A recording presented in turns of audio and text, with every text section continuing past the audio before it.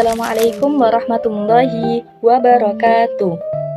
Halo semuanya, perkenalkan, nama saya Sofia Fikri Apriliana. Saya tidak sendiri, nantinya akan ditemani oleh dua teman saya yaitu Saya Sasha Citra Lailatul Alfa dari Prodi PAI semester 6. Saya Dina Zakia, mahasiswa dari Sekolah Tinggi Alif Lam Mim Surabaya. Kami mahasiswa semester 6 Prodi Pendidikan Agama Islam di Sekolah Tinggi Alif Lam Mim Surabaya. Pada kesempatan kali ini, kami akan mempresentasikan hasil kajian kami. Judul presentasi kami kali ini yaitu Sistem Problematika Kebijakan Pendidikan di Amerika Serikat. Seperti yang kita ketahui, Amerika Serikat menerapkan sistem pendidikan yang desentralisasi.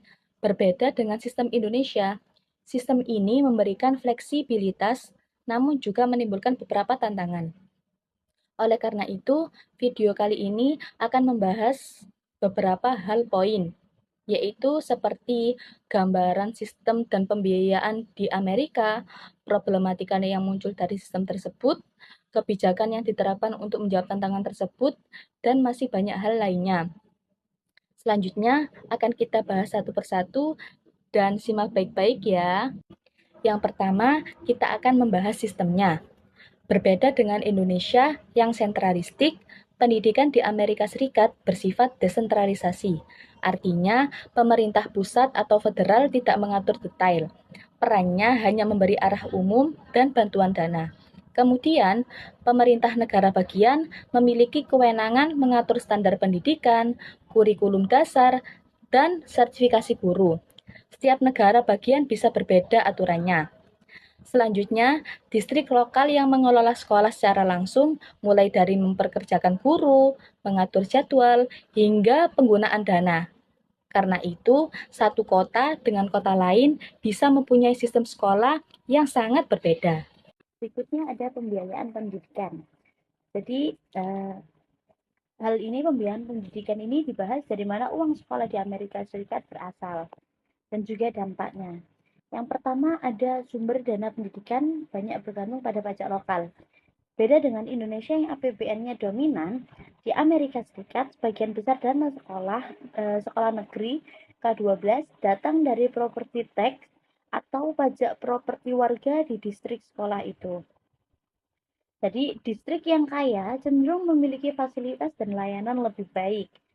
Karena menggunakan pajak lokal, distrik kaya sama dengan pajak properti yang tinggi, sehingga dana sekolah melimpah. Dampaknya bisa membuat lab science lengkap, rasio guru murid kecil, ekstrakurikuler banyak, gedung baru, guru digaji lebih tinggi, dan lain sebagainya. Contohnya distrik di pinggiran kota seperti Palo Alto atau California.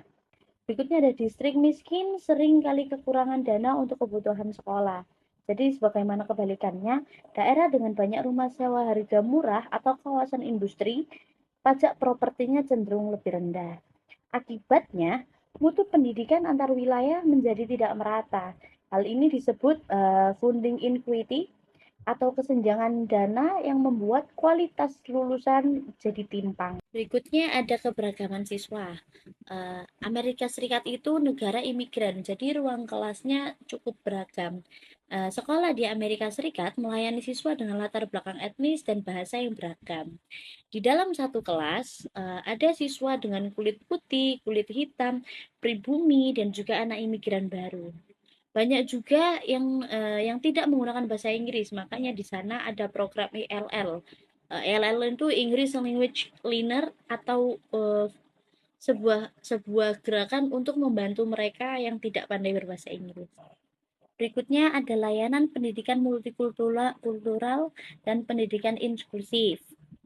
Jadi multikultural adalah kurikulum sengaja memasukkan sejarah, sastra, dan perspektif dari berbagai budaya. Tujuannya biar semua siswa merasa terwakili. Sedangkan inklusif adalah siswa dengan berbagai kemampuan belajar di kelas yang sama sebisa mungkin. Bukan dipisahkan semua ke sekolah khusus. Tujuannya untuk mengurangi stigma. Di sana, siswa berkebutuhan khusus juga mendapat perhatian melalui program tertentu. Ini diatur oleh Undang-Undang IDEA. Jadi setiap anak berkebutuhan khusus berhak mendapatkan IEP, semacam program yang isinya modifikasi tugas, guru pendamping, terapi bicara, dan juga waktu ujian yang lebih lama. Namun, pelaksanaannya belum sama kuat di semua distrik. Teorinya bagus, tapi praktiknya jelas berbeda-beda. Distrik yang kaya bisa membayar psikolog sekolah, guru khusus, dan program EL lengkap. Sedangkan distrik yang miskin sering kekurangan staf terlatih. Selain keberagaman siswa, ada juga standar dan evaluasi. Jadi, persoalan ini mengukur bagaimana berhasil atau tidaknya sebuah sekolah di sana. Yang pertama ada tes standar yang digunakan untuk mengukur kemampuan siswa dan sekolah. Jadi di contoh paling terkenal ada NCLB 2001 dan juga ESA di 2015. Jadi semua siswa kelas 3 sampai kelas 8 wajib tes matematika dan bahasa Inggris setiap tahunnya. Nah, hasilnya dipakai untuk nilai akreditasi sekolah tersebut. Kebijakan ini membuat sekolah menjadi memiliki target yang jelas dan terukur. Plusnya, sekolah ini jadi punya data. Sekolah yang nilainya cenderung rendah bisa langsung dapat intervensi dana atau bantuan. Di sisi lain, pembelajaran bisa menjadi terlalu fokus pada ujian. Minusnya adalah teaching to the test. Jadi, guru berpatokan pada tes. Karena karir kepala sekolah dan dana sekolah tergantung oleh skor tes tersebut.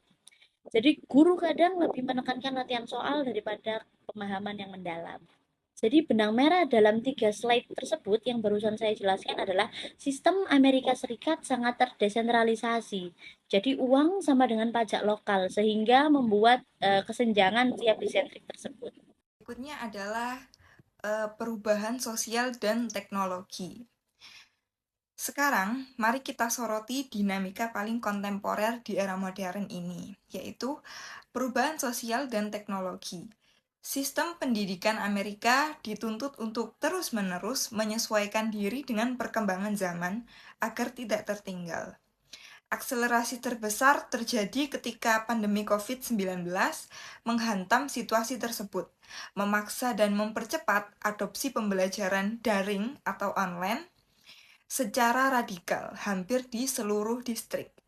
Di satu sisi, teknologi ini membuka lembaran baru, menciptakan peluang belajar yang jauh lebih fleksibel dan personal dan mandiri. Namun di sisi lain, transisi secepat ini menyingkap realita pahit. Masih ada kesenjangan yang sangat besar dalam hal akses internet berkecepatan tinggi dan ketersediaan perangkat belajar atau gadget yang memadai di rumah-rumah siswa berpenghasilan rendah. Ini adalah tantangan sosial digital yang harus diselesaikan. Kemudian ada pelatihan guru. Kunci dari keberhasilan adaptasi teknologi tersebut tentu berada di pundak para pendidik. Oleh karena itu, program pelatihan guru menjadi program yang prioritas dan krusial demi mendongkrak kemampuan mengajar mereka di era digital. Melalui pelatihan berkala ini, guru dibimbing agar lebih siap, percaya diri, dan cakap dalam memanfaatkan teknologi pedagogik. Melalui pelatihan berkala ini, para guru dibimbing agar lebih siap, percaya diri, dan cakap dalam memanfaatkan metode pedagogik baru serta mengoperasikan teknologi pembelajaran modern. Bukan hanya soal teknologi, pelatihan ini juga melatih sensitivitas sosial guru untuk memahami kebutuhan emosional siswa yang sangat beragam di dalam kelas. Namun sekali lagi, masalah klasik muncul ke permukaan, yaitu adanya perbedaan dana operasional dan fasilitas pelatihan yang jomplang antara distrik sekolah yang kaya dan miskin. Apa kesimpulannya? Sebagai penutup dari pembahasan kita hari ini, ada beberapa poin konklusif yang bisa kita bawa pulang. Yang pertama, fleksibilitas sistem. Desentralisasi terbukti memberikan kelenturan luar biasa bagi sekolah untuk berinovasi tanpa kekakuan birokrasi terpusat. Yang kedua, tantangan utama, yaitu isu pembiayaan lokal, keberagaman budaya siswa, standarisasi ujian, disrupsi teknologi, dan disparitas pelatihan guru tetap menjadi PR besar. Yang ketiga, pemerataan mutu. Kesenjangan kualitas antara distrik, kaya dan miskin masih menjadi masalah yang sensitif yang paling mendasar. Maka dari itu, ke depannya Amerika Serikat sangat sekali memerlukan reformasi kebijakan yang lebih adil dan berpihak pada pemerataan anggaran, agar setiap anak tanpa memandang kode pos tempat tinggal mereka mendapatkan kesempatan belajar yang dengan kualitas setara. Teman-teman sekalian, sistem pendidikan di Amerika Serikat mengajarkan kita bahwa kebebasan berinovasi lewat desentralisasi harus selalu diimbangi dengan keadilan sosial.